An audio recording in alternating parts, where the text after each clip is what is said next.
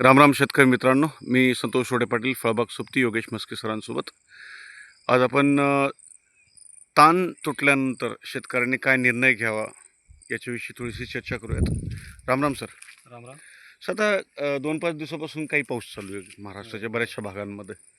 आपल्याही भागामध्ये काही ठिकाणी 1 दिवस झाला, काही ठिकाणी 2-2 दिवस झाला. आता 15 तारखेच्या आसपास बऱ्याचशा लोकांनी ताणावर सोडले होते. मग त्यांनी काय करावं? आता काय झालं सर, मध्ये जो पाऊस झाला का त्यामुळं पूर्ण ताण बागेत बसलेलं नाही. आणि ही कॉमन गोष्ट आहे का, पूर्ण ताण जर बागेत बसला नाही तर सारखे फूट निघणार नाही किंवा पाहिजे त्या प्रमाणात फूट राहणार नाही. कारण ताण जर अर्धवट बसला तर झाड शाखीय वाढीकडे जास्त प्रमाणात जातं, आघारी मारेल. आघारी वाढते आणि फूट कमी असते. तर मग आता येणाऱ्या काळामध्ये काय करावं, जेव्हा पाऊस बंद होईल त्यानंतर बागेमध्ये वापसा कंडिशन वरती हलकं पाणी द्यावं शेतकऱ्यांनी. वापसा कंडिशन ठेवावी, कुठली मेहनत करू नये बागेमध्ये, लगेच मूळ तोडू नये. आणि वापसा कंडिशन असतानाच येणार ज्या वेळेपासून तुमचा पाऊस बंद होतो आहे त्या पुढील 7 ते 8 दिवसामध्ये थोडंसं काही फवारणी आणि आळवणीचं नियोजन करावं, जेणेकरून फूट निघायला चालना मिळेल. सर, असे जे झाडं आहे ज्यांच्यावर ताण आत्ताच सोडलं होतं, हे जस्ट ताणावर सोडलं होतं, तिथं अजून व्यवस्थित ताण बसलेला नाही आहे. आणि आता ताणावर सोडले आणि एकदमच पाऊस झाल्यामुळं तिथं म्हणजे कमी ताणाच्या अवस्थेमध्ये मग आता शेतकऱ्यांनी काय करावं इथं? हे आता काय करावं सर, थोडंसं त्यांनी जसं आपण सांगितलं आता याच्या अगोदरच्या पॉईंटमध्ये, की पाणी हलकं द्यावं बागेमध्ये. आणि पाणी हलकं दिल्यानंतर आणि पाऊस जसा बंद होईल त्यानंतर वरून फवारण्याचं 1-2 शेड्यूल करावे. याच्यामध्ये 13-40-13 एक 5 ते 7 ग्रामने किंवा 19-19 5 ते 7 ग्राम प्लस मायक्रोन्यूटन चिलेटेड कुठलंही 1 ते 1.5 ग्राम जे प्रमाण असेल ते, त्याचे एक 7-7 दिवसाचे गॅपने 2 स्प्रे घ्यावे. त्याचसोबत जमिनीमधून रूट डेव्हलपमेंटला किंवा मुळांच्या कार्यक्षमतेसाठी किंवा मूळ सक्रिय होण्यासाठी किंवा मुळाचं कार्य वाढवण्यासाठी जमिनीतून 13-40-13 किंवा 19-19 दोन्हीतून एक त्याच्यासोबत पिकअपसारखा प्रोडक्ट वापरू शकतात, जेणेकरून जमिनीतले रूट म्हणजे मुळांची कार्यक्षमता वाढेल आणि जमिनीतली पांढरे मुळंही वाढतील आणि जे काही अन्नद्रव्य पाहिजे झाडांना ते अपटेकिंगसाठी जास्त मदत होईल. त्यामुळं काय होईल, येणाऱ्या काळामध्ये फुटीसाठी मदत होईल. झाडांचं जरी ट्रेस जो बसलेला आहे त्यानंतर जी फूट निघायला पाहिजे त्या फुटीसाठी चांगली चालना मिळेल. स्वतः काही बाग होते जे मागच्या 25-30 दिवसापासून ताणावर आहेत. चांगला ताण आलेला होता. आपणच विचार करत होता पाणी सोडावं इथं. त्यांनी काय करावं? त्याच बागेसाठी सांगितलं, जर ज्या बागेसाठी ताण चांगला बसलेला आहे त्याच बागेसाठी हे पर्याय करायचे. परंतु ज्या बागेमध्ये ताणच कमी बसलेला आहे, ताणावरती सोडलं आणि पाऊस आला, म्हणजे काही बागेमध्ये झालंय तसं. कारण मागच्या काही काळामध्ये हवामान खात्याचे वेगवेगळे पाऊस येईल, नाही येणार, 10 येईल, तारखेला नाही पाऊस येणार. आहे, 12 तारखेला पाऊस, या असे वेगवेगळे अंदाज येत होते. त्यामुळे शेतकरी ताणावर बाग सोडण्यासाठी थोडे लेट गेलेले. 15 तारखेपर्यंत काही शेतकऱ्यांनी सोडले नाही, काही नाही सोडलेत. आपल्यालाही फोन आले कधी सोडावं, काय सोडावं. तर आपण हे सगळं खात्यांचा अंदाज घेऊन त्या पद्धतीत जमिनीच्या प्रतीनुसार बाग ताणावर सोडलेली. तर ज्या बागेमध्ये आता काय होतं, जी ब्लॅक सॉईल आहे, हार्ड सॉईल आहे, जाड जमीन, तिथं ताण यायला वेळ लागतो. जशी ही जमीन आहे. जशी ही जमीन आहे, आता त्या जमिनीमध्ये ताण कमी बसलेला आहे.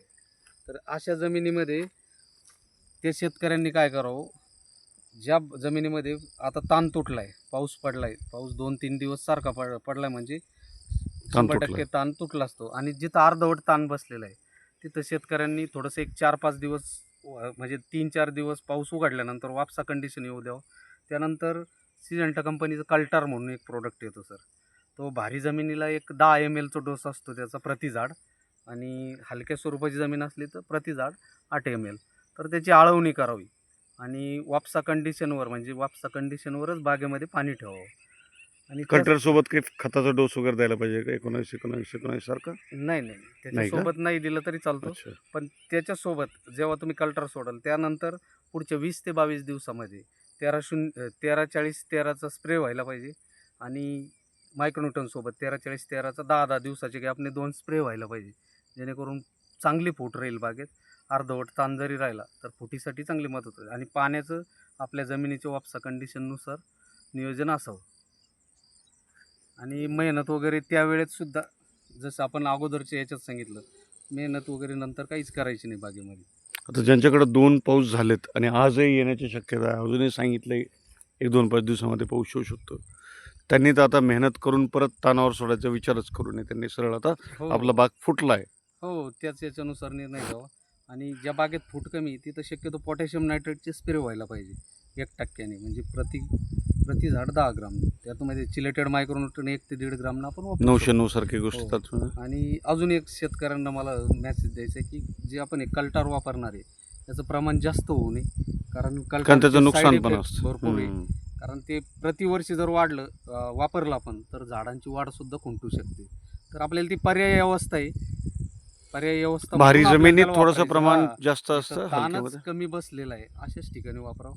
त्याचं प्रमाण भारी जमिनीसाठी 10 ml प्रति झाड प्रति लिटर पाण्यामध्ये आळवणी करायची. आणि जी हलकी जमीन असेल तिथं प्रति झाड 8 7 ml ते 8. 7 ते 8 ml प्रति झाड. कारण याचे दुष्परिणाम फार आहे. जर जास्त प्रमाण झालं याच्यापेक्षा तर पुढील नंतरच्या 2 वर्षामध्ये झाडांची पानं बारीक पडणं, पिवळं पडणं, झाडाची वाढ खुंटणं हे असे अनेक प्रकार होऊ शकतात. फूट कमी असणं. म्हणजे ज्या शेतकऱ्यांनी रेग्युलर कल्टर म्हणजे ड्रेंचिंग केलेली आहे त्यांच्या पण बागेमध्ये प्रत्येक वर्षी जर कल्टर दिलं तर नुकसान होतं. 100% होतं. प्रमाणाच्या बाहेर नसावं आणि गरज असेल तेव्हाच. कारण मोसंबी बागेमध्ये नैसर्गिक ताणच महत्त्वाचा असतो. आपण रासायनिक ताणाकडे गेलं तर झाडामध्ये साईड इफेक्ट दिसतात. तर नैसर्गिक जेवढा ताण येईल. आणि काय झालं आता निसर्ग आपल्या हातात नाही. आंब्या बहारात जसं आपला नैसर्गिक ताण येतो तसं मृग बहाराकडं थोडंसं या 2-4 वर्षामध्ये निसर्ग साथ देत नाही. त्यामुळं काही पर्यायी अवस्था अशा वापरावं लागतं. सो मागच्या वर्षी 11 मेला पाऊस सुरू झाला होता आणि तो थांबलाच नाही. यावर्षी आता 21 मेला सुरू झाला आहे. काय वाटतं थांबेल का? नाही सर, आता निसर्गाचं तर कोणी सगळे अंदाजच बांधतात.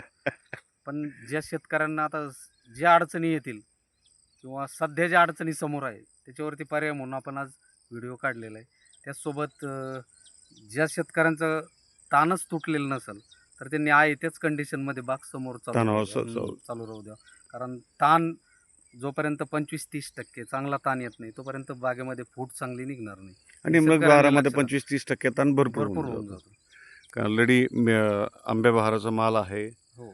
त्यामुळं झाडाला जास्त स्ट्रेसमध्ये पण आणायचं नाही आहे. आणि आंब्या बहाराचा माल जर बागेमध्ये असला तर तो 25-30% जरी फूट असली बागेमध्ये तर झाड तानावर यायला वेळही घेत नाही. फक्त थोडासा जाड सॉईलचा जाड जमिनीचाच विषय आहे. तिथं पण आपण मेहनत करून बाग तानावर सोडलेली. ज्या शेतकऱ्यांनी मेहनत केलेली नसेल त्यांनी अजूनही मेहनत करून घ्यावी जेणेकरून बागेमध्ये ताण येईल येणाऱ्या काळामध्ये. चालेल. धन्यवाद सर. धन्यवाद.